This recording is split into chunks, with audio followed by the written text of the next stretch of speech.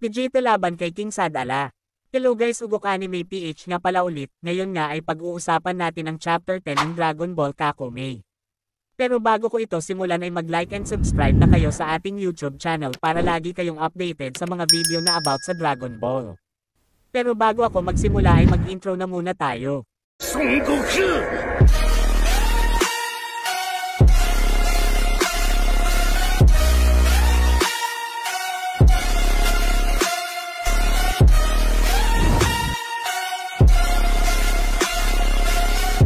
Pero bago ko nga ito simulan ay mag-recap nga muna tayo sa last chapter. At sa last chapter nga ay ating nakita na nagawa na nga nila Trunks at Goten ang first stage ng kanilang training dito kay Whis. At dito nga din ay ating nakita ang paghahanda dito ni Beerus para pumunta sa ama nito. Dito na nga papasok ang chapter 10 ng Dragon Ball Kakome na pinamagatan na True Justice. At sa unang panel nga ay atin makikita dito si Lord Beerus na kasalukuyang nalipad at sinabi nga nito na na-miss nga daw niya ang feeling na ito. Siya nga ay nakarating na sa planetang Gezi kung saan ay ito nga yung border ng Universe 6 at 7. Sa moment na ito ay naglakad na nga itong si Beerus papunta sa puntod ng tatay niya at nandito na nga din pala si Champa na alam naman natin na kapatid nga ito ni Beerus. Salita nga dito si Champa at sinabi nito na pupunta ka din pala dito. Sagot nga dito ni Beerus na 1,000 years na nga daw ang nakalipas nang huli siyang pumunta dito. Sa point na ito ay tinanong nga ni Champa itong si Beerus kung ano nga daw ang gagawin nito sa sitwasyon nila para nga dito kay Champa na sobrang sakit nga daw nito sa ulo. Tinawin ko lang guys, ang sinasabi dito ni Champa ay about nga sa Universal War. Sagot nga dito ni Beerus na sigurado nga daw siya na mas malakas daw siya kesa dito kay Champa. Sagot naman dito ni Champa na ako pa talaga ang sinabihan mo ng ganyan. Sa kabilang banda naman ay napunta ang scene dito kan the Whis, kung saan ay may malay na nga dito sila Trunks at Goten. Salita nga dito si Whis at sinabi nito na ngayon nga daw ay magsisimula na sila sa stage 2 ng kanilang training. Kailangan nga daw ma-unlock ni Trunks at Goten ang godly potential ng mga ito. Kaya nga daw kailangan gawin ng mga ito ang bagay na yon ay para makapag-proceed na sila sa stage 3 ng training na ito. Si Trunks at Goten nga ay nagulat sa mga sinabi ni Whis. Sa moment na ito ay nakarating na nga sila Goten sa planetang Krep kung saan ay dito nga sila magsisimulang mag-training. Dito nga ay ipinakita na nga ni Whis ang dalawang spheres ng God Ki. Sinabi nga dito ni Whis na ang advice nga lang daw niya ay matutunan ni Goten at Trunks ang spheres na ito. Dito nga ay iniisip nila Goten na madali nga lang daw ang second stage ng kanilang training. Akala nga dito ni Trunks na nagbibiro lang daw itong si Whis. Sagot nga dito ni Whis na hindi, ang gagawin nyo lang ay i-assimilate ang mga spheres na yan. Sa moment na ito ay dahan-dahan na ngang lumapit kay Goten at Trunks ang spheres at lumapat na nga ito sa katawan nila. Sa mga naunang segundo nga ay wala silang naramdaman dito. Ngunit dahil nga God Chi ito ay talagang naramdaman na nga dito ni Goten at Trunks ang kakaibang epekto nito sa katawan nila. Salita nga dito si Whis at sinabi nito na hindi ko pala kayo nasabihan na bukod nga pala sa mga tatay nyo ay wala pang mortal ang nabuhay after ng million years nang i-assimilate ang spheres na yan, kaya himala nga daw kung mabubuhay ang mga ito sa spheres na yan. Dito nga ay atin makikita ng grabeng pasakit na nararamdaman nila Trunks at Goten, pero sinasabi nga nila sa kanilang sarili na sila nga daw ay mas malakas sa kanilang mga tatay kaya magagawa nga daw nila ang bagay na ito. Dito nga ay natumba na nga sila Trunks at Goten, pero napansin nga ni Whis na buhay pa nga daw ang mga ito, na talagang nagpagulat dito kay Whis. Tinabi pa nga nito na masyado nga daw niyang minaliit ang dalawa na ito, at napansin nga din ni Whis na nabawasan nga daw ang dalawang spheres. Salita nga dito si Goten at sinabi nito na kailangan daw ba na nasa bahagi ng katawan nila ang spheres para ma-assimilate nila ito. Sagot nga dito si Whis at sinabi nito na ganun nga daw.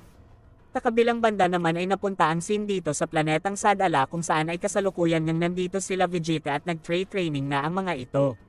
Ang bawat isa nga dito ay naghahanda para nga ma-reach na nila ang limitasyon ng kanilang lakas.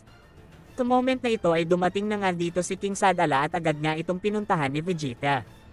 Salita nga dito si Vegeta at sinabi nito na gusto mo bang makita ang exercise na ginagawa ng mga Saiyan, at ang kasunod na gagawin nga nila ay, pero dito nga ay hindi na pinatapos ng King ang sinasabi ni Vegeta at sinabi nito na ikaw at ang mga kaibigan mo ay kailangan ng umalis sa planeta ko. Sa sinabi nga ng King ay nagulat nga dito si Vegeta at sinabi nito na ano. Sagot nga dito ng King na binalaan ko na kayo, sa point na ito ay umatake na nga ang mga gwardya dito ni King Sadala. Pero sa moment na ito ay nagawa nga dito ni Vegeta na mas alag ang mga pag-atake ng mga gwardya ng King at sinabi nito na makinig ka muna. Ngunit sa point na ito ay inatake nga dito ni King Sadala si Vegeta na rektang tumama sa mukha ni Vegeta. After nga ng atake na yun ay sinabi nga dito ng King na ginamit nga lang daw ni Vegeta ang salita na tuturuan mo ang tao ko na protektahan ang sarili nila, nakakaawa ka, ikaw at ang kasama mo ay wala lang, binabalak yung traidorin ang mga tao ko, isa yan kahabag-habag. Si Broly nga ay nagtataka. Ano daw ba ang nagawa ni Vegeta? Sa moment na ito ay mabilis nang sumugod dito ang King para nga umatake ulit kay Vegeta. Ngunit nakahanda na nga dito si Vegeta para depensahan ang sarili niya at sinabi nito na ito na pala talaga ang totoong ugali ng isang King. Dito nga ay tinamaan na si Vegeta ng isang atake ng King na talagang nagpatalsik sa kanya at talagang ramdam nga dito ni Vegeta ang lakas ng King. At dito nga guys ay sobrang daming pag-atake ang pinapakawala ng dalawa sa isa't isa. Ang mga pag-atake nga dito ni Vegeta ay nagagawang mas alag ng King at iniisip nga dito ni Vegeta na bakit nga daw hindi nagpakita si King Sadala sa Tournament of Powers para nga daw nagkalaban sila nito, sarili nga lang daw ang iniisip nito. Ngunit sa point na ito ay nagagawa nga ng King na maiwasan ang mga atake na ginagawa dito ni Vegeta, at nagagawa pa nga daw dito ng King na makakounter sa kanya ng mga pag-atake. Hinuhulaan nga dito ni Vegeta ang gagawin pag-atake ng King ngunit nagagawa nga nitong ma-shift ang mga pag-atake nito dahilan kaya nga nahihirapan dito si Vegeta na mabasa ang galawan nito. Sa point na ito ay nakatama nga si Vegeta ng isang solid na atake ngunit nagawa nga lang dito ng King na mainda ito. At nagpakawala nga ito ng isang sobrang lakas na wave blast na rektang tumama kay Vegeta. Sinabi nga nito na sino nga daw ito para labagin ang mga utos niya, at kailangan pa nga daw umabot sa ganito para lang mapalayas itong si Vegeta. Sa point na ito ay nakatayo nga lang dito si Vegeta at sinabi nito na nagsisimula na nga daw mag-init ang laban pero nagagawa pa rin daw dito ng King na pigilan ang lakas nito. At dito nga ay nagpakawala ng sobrang lalakas na pag-atake ang dalawa. Ngunit sa point na ito ay ginamit na nga ni Vegeta ang Super Saiyan niya na talagang nagpagulat dito kay King Sadala, pero nang tatamaan na nga ito ni Vegeta ay nakita nga nito ang takot na nararamdaman ng King dahilan kaya nga hindi tinuloy ni Vegeta ang atake niya.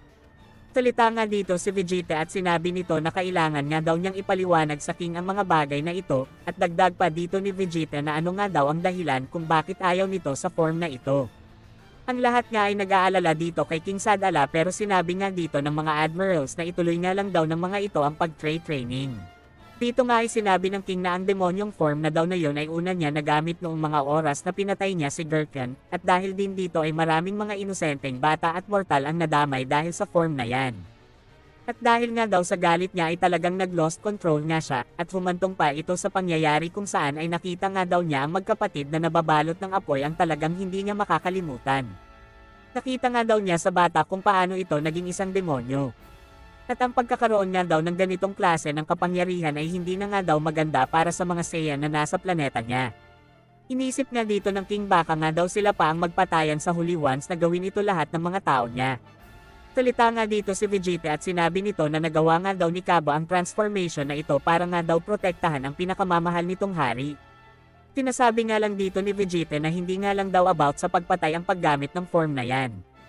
Ito nga daw ay mahahalin tulad niya sa isang weapon kung saan ay magagamit natin ito sa laban, kumbaga ay kailangan nga lang daw pag-aralan para magamit ito ng tama. Humantong nga din daw siya sa point na pumatay siya ng madaming tao. Salita nga dito ang King at sinabi nito na dahil yan sa demonyong form na yon. Sagot dito ni Vegeta na ang Super Saiyan na yan ay dating alamat lang at hindi pa ako noon naniniwala dyan, pero ngayon ay malinaw na sa akin ang lahat, nasasayaw kung maniniwala ka ba sa akin. Dito nga ay parang napapaisip na ang King sa mga sinasabi ni Vegeta. Dagdag pa dito ni Vegeta na nabanggit nga daw sa kanya ni Kaba ang about sayo, at kung gaano mo kamahal ang mga tao mo. Salita naman dito ang King at sinabi nito na paano mo nagawang makontrol ang demonyong form na yon. Sagot nga dito ni Vegeta na simple lang, dahil lang sa pamilya ko. Dahil sa kanila ay naniwala na ako sa happiness at justice, ang planetang Earth ay laging inaatake ng mga masasamang mortal, ngunit dahil planetang Earth na ang aking pinakabahay ay ginagawa namin ang lahat para maprotektahan ito pati na rin ang pamilya namin, siguro kung wala akong pamilya ngayon ay baka hindi pa din ako nagbago. Dito nga ay sinasabi ni Vegeta na wag nang daw ikulong ng King ang masamang paniniwala nito about sa Super Saiyan, madami nga daw talagang aspeto ang form na ito na talagang gusto niya mapag-aralan, kaya ngayon na nga daw ang pagbabago at pasensya nga din kung naging mali ang ginawa ko sa planeta mo. Dito nga guys ay talagang na-realize ng King na hindi niya kailangan ikulong ang sarili niya sa kanyang sariling paniniwala. At dito nga ay nagkasundo na si King Sadala at Vegeta na atin makikita na simula ngayon ay kailangan ng i-let go ng King ang masamang karanasan nito. Dito nga ay sobrang saya ng lahat ng tao dito sa planetang Sadala. Sa kabilang banda naman ay napunta ang scene dito sa planetang Earth kung saan ay nandito nga si Videl para nga tulungan si Mr. Pogi na mag-training bilang paghahanda sa darating na digmaan. Pero kahit na busy nga dito si Mr. Pogi sa kanyang training ay namimas nga nito ang kaibigan niyang si Bolt at sinabi dito ni Mr. Pogi na huwag kang mag-alala bo, gagawin ko ang lahat para makabalik ka dito sa planetang Earth. At sa last panel nga ay napunta ang scene dito sa Universe 14 na parang may nagising na nga na isang god at sa Universe 0 naman ay may naganap na matinding pagsabog na magiging banta sa lahat ng mortal at gods. Ito nga daw ang isang pangyayari na hindi na-imagine ng lahat. Ano na kaya ang mangyayari? Magsisimula na ba ang Universal War? Comment below your thoughts guys. At paabutin natin ito ng 1K likes para sundan na agad natin. Salamat guys.